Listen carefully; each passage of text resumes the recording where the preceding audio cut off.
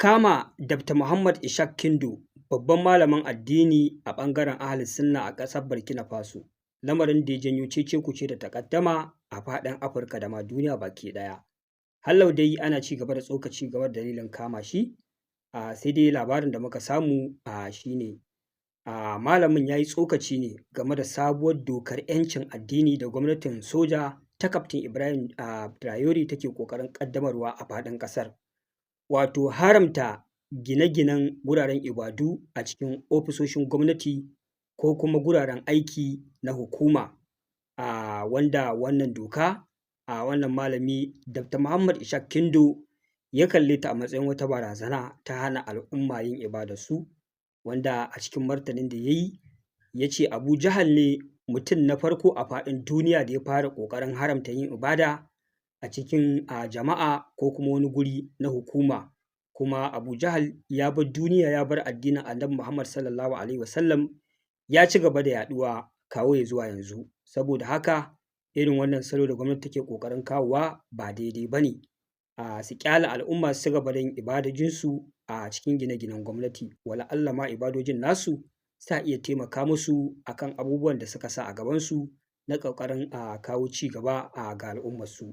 Wanda waɗannan su ne kalaman da Dr. Muhammad Ishaq Kindo ya yi biyo bayan wannan ikirari na gwamnatin soja ta ƙasar Burkina Faso. A wani ɓangare kuma wasu mutane suna cewa wai an saka dokar hana yin sallah ne akan titi da wasu abubuwa makamantan haka, wanda magana ta gaskiya labarin da na baku a farko shine asalin labarin da ya fi zama gaskiya ya fi zama sahihi, wanda bayan gwamnati ta kama Dr. Muhammad Ishaq Kindo sai kuma daga bisani wasu daga cikin al'umma suke ganin fa abin da aka yi ba kyauta ba, suka fito suna zanga-zanga, wanda daga bisani su ma aka harba tear gas, wasu kuma aka kama su, wanda ake ikirarin cewa a halin da ake ciki a yanzu an kama aƙalla mutane kamar kimanin guda 80. An ga bidiyo yana ta yawo a kafafen sada zumunta cewa waɗannan mutane ga su nan ana ba su horo, za a tura su aikin soja ko kuma aikin da ya tsare ƙasa. Wannan shine a taƙaice asalin abin da ya faru ko kuma yake ci gaba da faruwa. A nan gaɓar da nake so na yi ƙarin bayani ko ne sharhi a kanta shine, mafi akasari al'ummar Afirka idan mutum ya kasance jarumi ne ko kuma wani abin so a gurin al'umma da ya wani aikin alkhairi, ba a so a faɗi laifin shi ko kuma a faɗi kuskurensa, wanda hakan ba daidai ba ne. Idan abin alheri ya aikata za mu zo mu faɗi abin alkhairin shi, idan kuma kuskure ne ko kuma gyara ne za mu zo shi ma mu faɗi. A fannoni da dama mutane suna ganin abin da Kaftin Ibrahim Traore ya yi ba daidai ba ne. Kasancewarsa musulmai, idan kuka yi duba da duka wani mutum wanda yake musulmi da ya samu wani ƙarfin iko a hannunsa, an fi so ma ya yi aiki tuƙuru wurin ba wa addininsa gudunmawa, ba ƙoƙarin daƙile wannan addinin ba. Shugabanni da dama sun samu matsaltsalu bayan sun samu madafun iko, wanda suka fara barazana ko kuma yunƙurin taɓa addini ko wani abu makamancin haka. Misali a taƙaicen taƙaitawa, duk da na san ba wannan dalilin ba ne yasa aka yi ma shugaban ƙasar Nijar juyin mulki Muhammad Bazoum, amma yana ɗaya daga cikin abubuwan da suka ƙara masa baƙin jini, musamman da aka ga ya fara taɓa dokar Allah.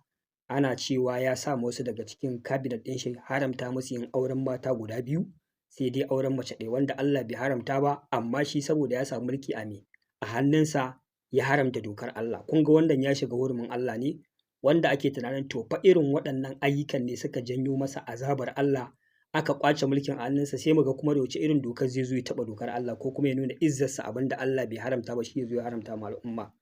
To irin wannan ne ma ba fa ake kallon ma Kaftin Ibrahim Traore.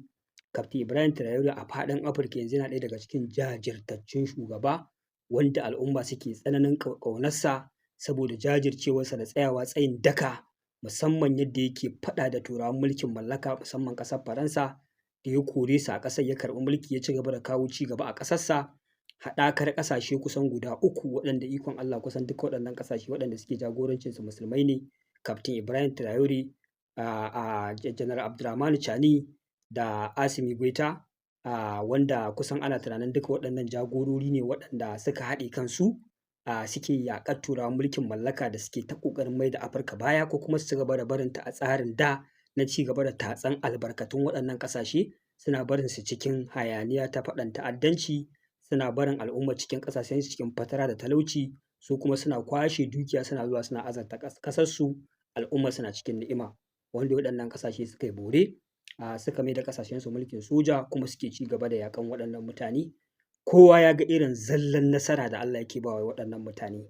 A 'yan kwanakin nan an ga yanda ake hasashen cewa ƙasar Faransa ce da haɗakar ƙasar Ukraine suka yi arranging ɗin mayaƙa kimanin 12,000 suka farmaki ƙasar Mali, wanda ake ta tunani ko ake jin tsoron ma a wannan lokaci saura ƙiris su yi nasarar kifar da gwamnatin Mali, amma cikin ikon Allah ba su yi nasara ba.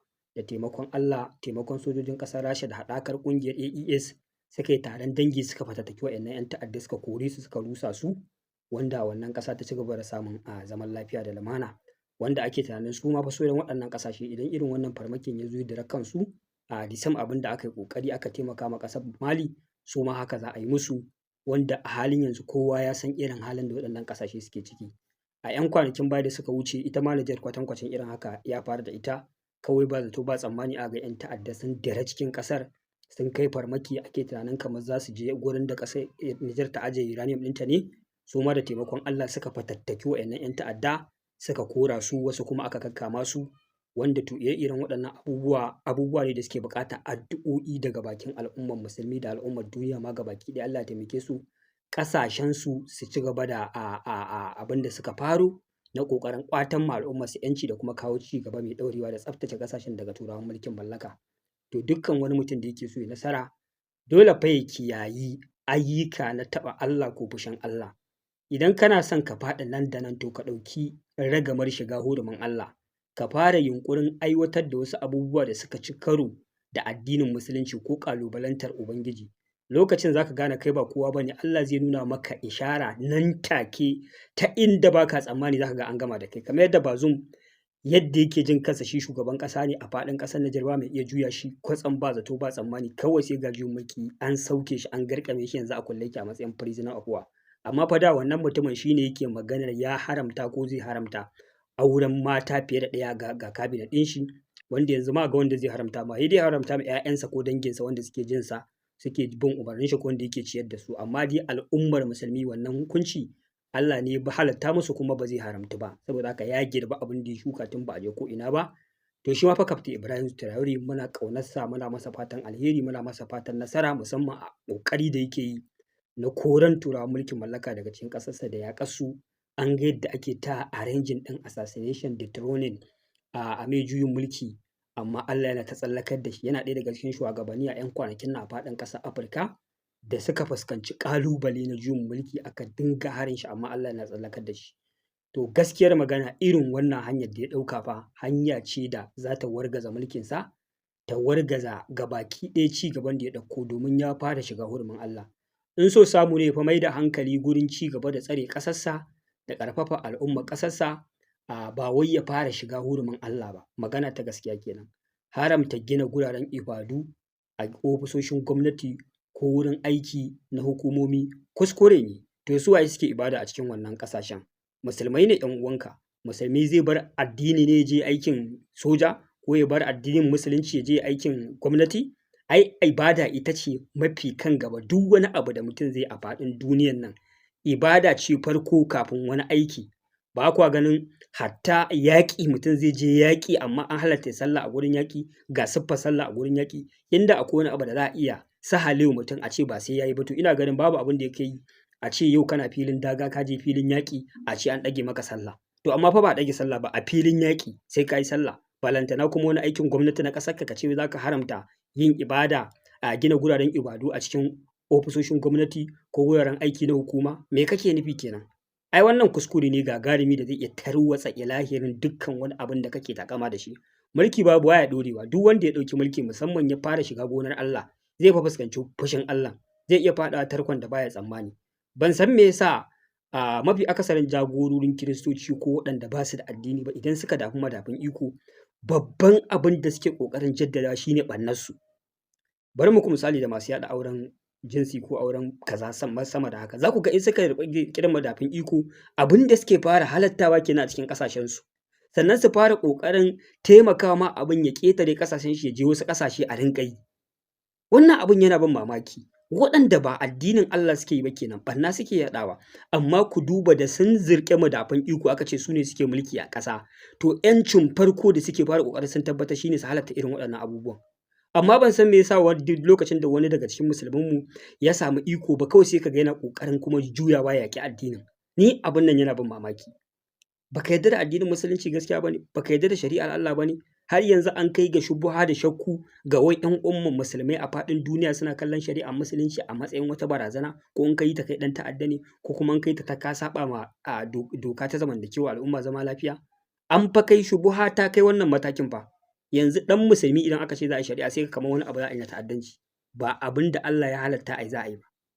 Amma za ka ga wai a ce wai shugaba mai mulki musulmi wai sai ka ga yana ƙoƙarin juyawa ya yaƙi addininsa, ko ya wani abu makamancin haka da zai tauye haƙƙin al'ummar musulmi. Wannan abin kuskure ne. Su kuma da zarar sun samu madafun iko za ku ga suna ta yin yunƙuri haba-haba su ƙaddamar da sharri a ban ƙasa su mai da shi a matsayin doka.